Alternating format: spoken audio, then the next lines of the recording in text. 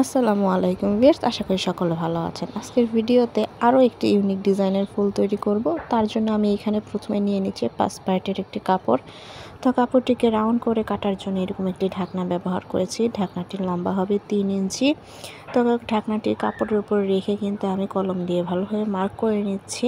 তো মার্ক করে নেওয়ার পর কিন্তু আমি এখানে ভালোভাবে কেচি দিয়ে কেটে নেব। কেচি দিয়ে কাটার সময় কিন্তু অবশ্যই প্রত্যেকটি কাপড় যাতে সমান হয় সেই দিকে একটু লক্ষ্য রাখবেন।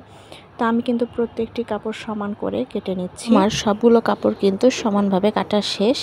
এবার বাড়তি কাপড়টাকে কিন্তু আমি সাইড থেকে সরিয়ে ফেলছি। তো এখানে কিন্তু আমার টোটাল 5 পার্টের কাপড় রয়েছে। তো এখান থেকে কিন্তু আমি একটি কাপড় নিচ্ছি।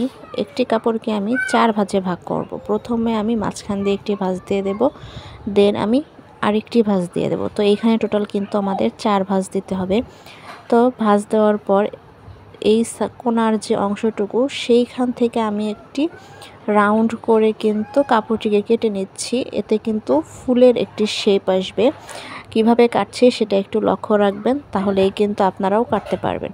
তো কাপড়টিকে কাটা শেষ। এবার একটু খুলে নিচ্ছি যে কাপড়ের শেপটা কীরকম এসেছে। কাপড়ের শেপটা কিন্তু সেম এইরকম আসবে। এবার আমি পরবর্তী যে কাপড়টি সেটিকেও কিন্তু আমি একইভাবে কেটে নেব। কাপড়টিকে কিন্তু আমি প্রথমে একটি ভাঁজ দিয়ে দিলাম, তারপর আরেকটি ভাঁজ দিয়ে দেব। এখানে অবশ্যই কিন্তু 4 ভাঁজ দিতে হবে। তো প্রথম কাপড়টি কিন্তু আমি এইভাবে করে দ্বিতীয় যে কাপড়টি তার উপরে কিন্তু আমি বসিয়ে প্রথম যে কাপড়টি যে শেপে কেটেছিলাম সেমভাবেই কিন্তু আমি অপরটিও কেটে নিচ্ছি। প্রথম কাপড়টি অবশ্যই বসিয়ে নিতে হবে, তাহলে কিন্তু প্রত্যেকটি কাপড় মাপ মতো কাটা যাবে। তো ব্যাস দ্বিতীয় কাপড়টিকেও কিন্তু আমার কাটা হয়ে গেল। দ্বিতীয় কাপড়টিকেও কিন্তু আমি একটু খুলে দেখাচ্ছি কীরকম শেপটা আসবে। তো পরবর্তী যে কাপড়গুলো রয়েছে সেগুলো কিন্তু আমি একসাথে সবগুলো ভাঁজ দিয়ে নেব। প্রথম কাপড়টিকেও আমি সেমভাবে 4 ভাঁজ দিয়ে নিচ্ছি এবং বাকি যে কাপড়গুলো সবগুলোকেই সমান করে একসাথে আমি 4 ভাঁজ দিয়ে নিব। অবশ্যই প্রত্যেকটি কাপড় সমান করে ভাঁজটা দেবেন। এবার সবগুলো কাপড় কিন্তু একসাথে আমি নিয়ে নিচ্ছি এবং প্রথম যে কাপড়টি রেখেছিলাম সেই কাপড়টিও কিন্তু প্রত্যেকটি কাপড়ের উপর আমি রেখে তারপর কাটিং করব। এতে কিন্তু প্রত্যেকটি কাপড়ের মাপ একদম ঠিকঠাক থাকবে। তো কাপড়ের যে নিচের অংশটুকু সেই অংশটুকু কিন্তু নিচের দিকে রেখে সবগুলো কাপড় এবার আমি প্রথম যে কাপড়টি রেখেছিলাম সেই মাপ অনুযায়ী কিন্তু আমি কেটে নিচ্ছি। আপনারা এইভাবে করেই কাটবেন, তাহলে কিন্তু প্রত্যেকটি কাপড় একদম ঠিকঠাক মাপ মতো হবে, কোনো কাপড়ই কিন্তু ছোট বা বড় হবে না।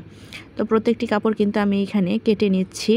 ব্যাস সবগুলো কাপড় কিন্তু আমার কাটা শেষ এবং প্রত্যেকটি কাপড় আমি একটু খুলে দেখাচ্ছি। প্রত্যেকটি কাপড়ের শেপ কিন্তু সবগুলোই সেম এসেছে।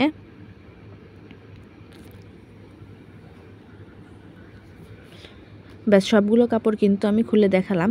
এবার প্রথমে একটি কাপড় নিয়ে কিন্তু আমি কোনাকুনিভাবে এইরকম করে ভাঁজ দিয়ে নিচ্ছি। এবার একটি সুই সুতো দিয়ে কিন্তু আমি এখানে সেলাই করে নেব, মানে বন্ধ সাইডটি সেলাই করে নেব এবং খোলা সাইডটি কিন্তু ওপর দিকে থাকবে। অবশ্যই এই জিনিসটি খেয়াল রাখবেন যে খোলা সাইডটি কিন্তু ওপর দিকে থাকবে এবং বন্ধ সাইডটি কিন্তু আমরা সেলাই করে নেব। প্রথম কাপড়টি কিন্তু আমি সেলাই করে নেওয়া আমার শেষ। এখানে একটু ভালোভাবে সেলাই করবেন, প্রত্যেকটি কাপড়ে যাতে সেলাইটি ওঠে। ব্যাস প্রথম কাপড়টি কিন্তু আমার সেলাই করা শেষ। এবার কাপড়টি কিন্তু আমি খুলে দেখাচ্ছি কাপড়টির শেপটি কীরকম এসেছে। কাপড়টির শেপ কিন্তু এইরকম আসবে। তো পরবর্তী কাপড়টিকেও আমি এইভাবে কোনাকুনি করে ভাঁজ করে নিয়ে খোলা সাইডটি আমি উপর দিকে দিচ্ছি এবং বন্ধ সাইডটি কিন্তু আমি সেলাই করে নিচ্ছি। ব্যাস দ্বিতীয় কাপড়টিকেও কিন্তু আমি সেলাই করে নিলাম। সেলাই করার পর প্রথম যে কাপড়টি সেটির সাথে আমি একদম মিশিয়ে দেব যাতে কোনো গিঁট না বাঁধে। আপনারা কিন্তু এই টেকনিকটা ইউজ করতে পারেন। প্রত্যেকটি কাপড় সেলাই করার পর কিন্তু একসাথে করে নেবেন এবং কোনো গিঁট থাকলে অবশ্যই সেটি দেখে নেবেন। তো তৃতীয় যে কাপড়টিকেও আমি কোনাকুনি করে ভাঁজ করে নিয়ে বন্ধ সাইডটিতেই সেলাই করে দিলাম। এবার তৃতীয় যে কাপড়টি সেটিকেও কিন্তু আমি একসাথে করে নিচ্ছি এবং শেষের যে কাপড়টিকেও আমি কোনাকুনি করে ভাঁজ করে নিয়েছি। এবার বন্ধ সাইডটি আমি সেলাই করে দেব।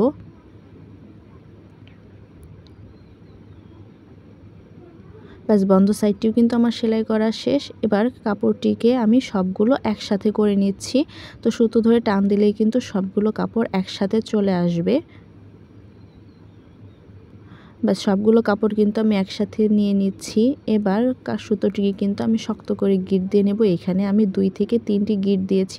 এবার বাড়তি যে সুতোটুকু ছিল সেটুকু কিন্তু আমি কেটে দেব। তো আমি কিন্তু এখানে 2টি গিট দিয়ে নিয়েছি, আপনারা চাইলে এর বেশিও দিতে পারেন। তো গিট দেওয়ার সময় কিন্তু একটু সাবধানভাবে গিটবেন, কারণ সুতোটা কিন্তু ছিঁড়ে যাওয়ার সম্ভাবনা অনেক বেশি। এবার বাকিটুকু কিন্তু আমি কেটে নিচ্ছি। এবার ফুলটি কিন্তু আমি হাত দিয়ে একটু চেপে ফুলের পাপড়িগুলো ছড়িয়ে নিচ্ছি আরও সুন্দরভাবে ফুলের শেপটি দেওয়ার জন্য, এবং ফুলের ডেকোরেশনের জন্য আমি একটি পুঁতি অ্যাড করে দিচ্ছি। আপনারা চাইলে কিন্তু নানা রকম পুঁতি দিয়েও অ্যাড করতে পারেন বা ডেকোরেশন করতে পারেন। তো এই টাইপের ফুল কিন্তু বাচ্চাদের জামায় লাগালে কিন্তু অনেক সুন্দর লাগে।